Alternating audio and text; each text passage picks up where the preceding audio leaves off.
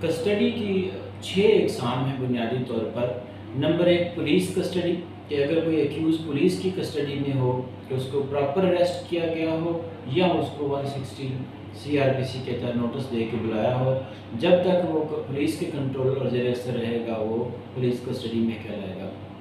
دوسری قسم کی جو کسٹڈی ہے وہ جوڈیشل کسٹڈی ہے، کہ جب پولیس کی کسٹڈی سے آفٹر ریمانڈ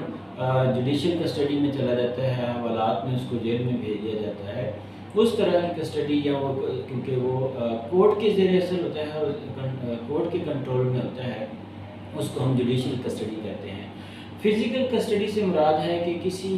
شخص کا فزیکلی کسی شخص یا ادارے کے زیر اثر ہونا یا زیر کنٹرول ہونا، اس کی فزیکل کسٹڈی کہلاتی ہے۔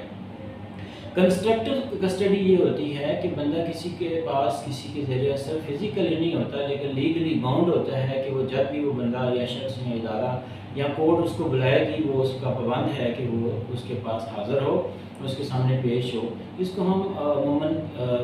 جو کنسٹرکٹیو کسٹڈی کہتے ہیں۔